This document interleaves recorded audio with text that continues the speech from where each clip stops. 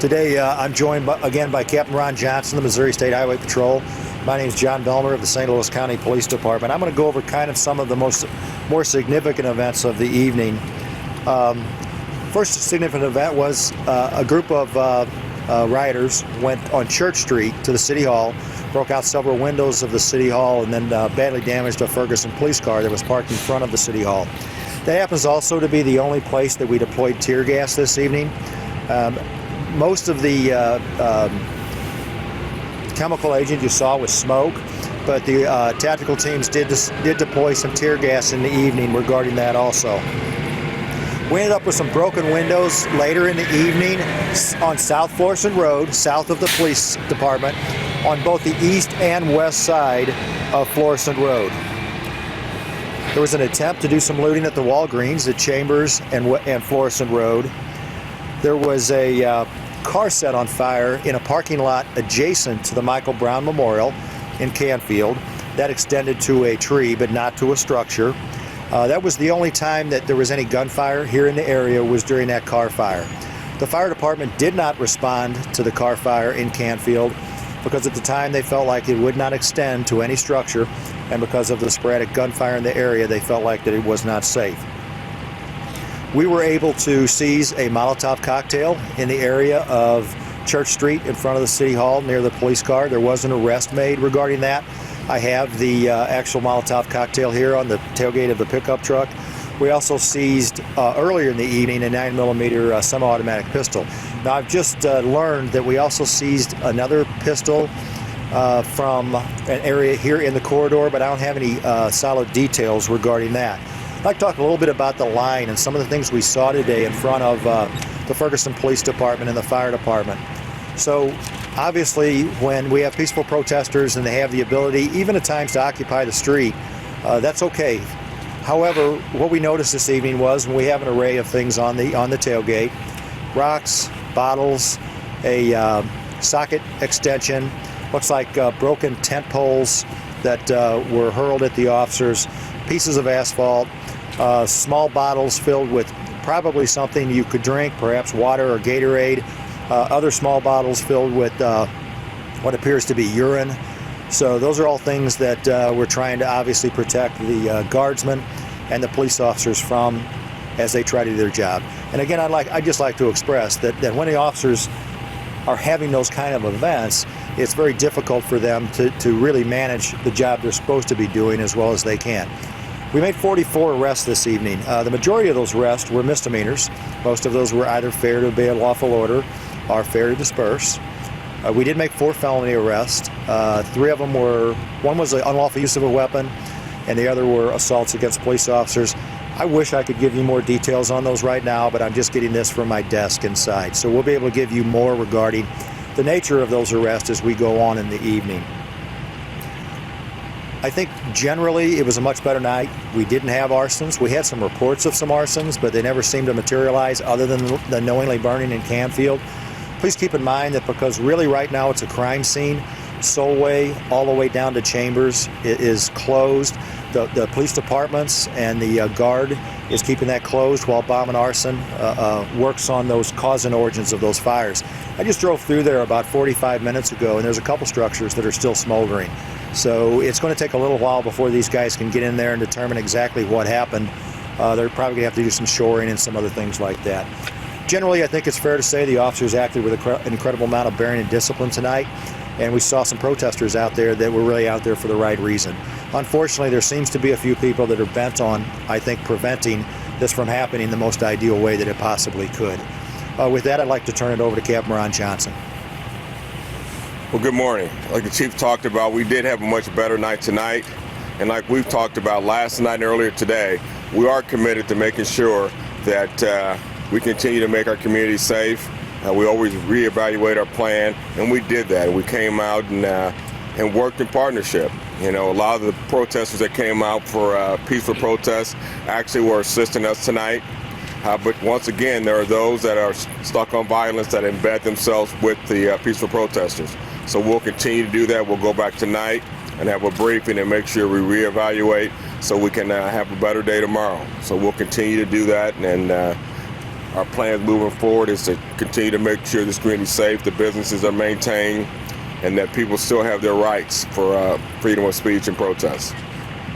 Chief, the guard presence tonight seemed a lot more visible as opposed to last night, and it appeared that they were more in the support role, Right. leaving St. Louis County Police and the Missouri Highway Patrol to do the arrests or Exactly. crowd control or anything like that. Is that pretty much the standard? That is, and really that makes a lot of sense. These officers out here have been, there's probably not an officer out here that's not been engaged in this one way or the other since August. So these guys are seasoned, the guys and gals, they understand what they're looking at. This guard, however, man, they are an outstanding support role for us. We really appreciate our volunteer soldiers that are out here for us, and they can really fill in the gaps for us. When you drive down West Florissant Road here in the cold zone right there that we have right now for the crime scene, you see the guardsmen scattered out. You see them along South Florissant Road, and I really think that's a visual that, in many ways, while it's perhaps alarming to some folks, I think in the same time is probably comforting to some, because it allows us to gain that measure of control. So the guard has been very helpful working in that assist role. Chief, to that end, do you think that's guardsmen been brought in earlier, and might that have made a difference in dealing with last night's destruction of violence? You know, it's hard to speculate on what might have happened. You know, we talked last night about the fact that we were perhaps not optimistic, but at least hopeful that we would have a better night than we had. And I'll be honest with you, I don't think Captain Johnson or myself or any commander here really envisioned how bad last night was. I think that was a scale that fortunately is seldom seen here in this country. So again, we could what if this. I tell you this, I know Captain Johnson and I have talked about this. We're happy the guards here in a support role assisting us.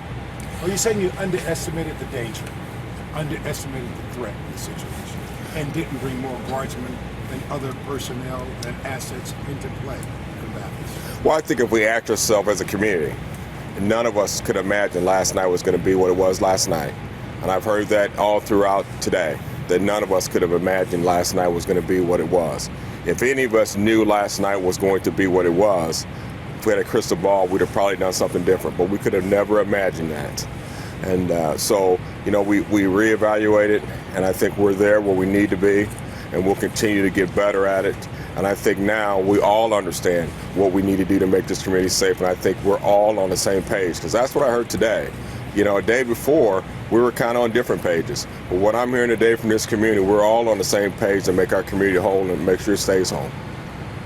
Captain, not to be argumentative here, but when you talk to the folks in the community, I'm sure everybody was hoping for the best, but in the back of a lot of our minds after what we saw in August, I don't, coming from a news person's standpoint, a lot of us were hoping that we wouldn't see it, but we kind of thought that maybe we would see it be as bad as it was. So from your standpoint, again, optimism I understand, but how can you say you couldn't expect that you wouldn't see what we saw last night? I don't think anybody thought it was going to be to this magnitude. If you look through the history of recent history of our country, we have not seen anything like this.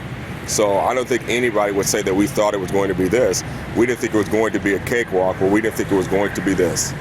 Well, we've certainly seen riots before. Yes, sir. We've certainly seen destruction before. So how can you say that? We have seen destruction before. We've seen riots before. We have not seen anything here to this magnitude. You know, but one thing that we keep saying, all of us, is that we maintain life. No one was injured. No one lost their lives, and that's a blessing. And, you know, for our community, that is a blessing. It's something that we can hold our hats on and be thankful for. And we'll continue to make sure that our businesses stay safe. What new are you doing going forward to handle the threats that you guys pointed out? Well, you know, you saw today the way we deployed our resources today. You know, we made sure those resources were they were needed to be, but also we've got some little help from our community today. And so it's about that partnership, and we just have to continue to make that, and that's what's going to make our community move forward, is that partnership. Chief, can you talk about the incident outside of City Hall? How was City Hall ever at risk of fire or anything, or what? Can you talk a little bit about that incident? Well, you know, the Molotov cocktail was seized right in front of City Hall, where the police car was damaged. So I think it's fair to say that Was it thrown, or was it left? I don't know exactly how it was recovered. It didn't break, which was fortunate. But the very upper windows of City Hall were broken out. Some of the office windows were broken out. obviously the police cars. So here's the other thing, you know, we were concerned that if we didn't go in there and interact with these rioters, that potentially anything could happen. With the amount of arsons that we saw last night, we certainly didn't want to take that risk. So then, you know, there's a host of problems that comes with that, but we were able to manage that pretty effectively. I watched that happen, and I was pretty satisfied with the way that happened. It took us about probably 25, 35 minutes, but we were able eventually to get that to a situation to where everybody moved on. And also today, we didn't have the gunfire we had last night. And so when we found out the incident at City Hall, we were able to roll with the fire department, provide them security, and go there immediately. We've got time for 2 more questions. We got time for 2 more questions. We will have that tomorrow. We usually get that over in the night. We had that for today, and we'll definitely have that tomorrow. So if you ask, we'll have that information in the morning. With the Thanksgiving weekend coming up, are you guys expecting, people to be coming home, more people? Are you expecting more or less? What's the expectation? What's the any changes? There's a lot of people in town. There's a lot of people in town now. And like I said, every night we go back and we look at our plan, and we don't just stay with that same plan. We adjust to the situation that we have. We look at it each day. So we'll take a look at that. Do you have any words for holiday travelers, people who are coming in for the holiday into this area? Well, this is Thanksgiving. We'd ask that you come in here and enjoy Thanksgiving with your family. Parade's still going to go on? Yes. Yes, it is. Ladies and gentlemen, thank you. You're certainly welcome to come up and film these items and ask any questions. Shellman and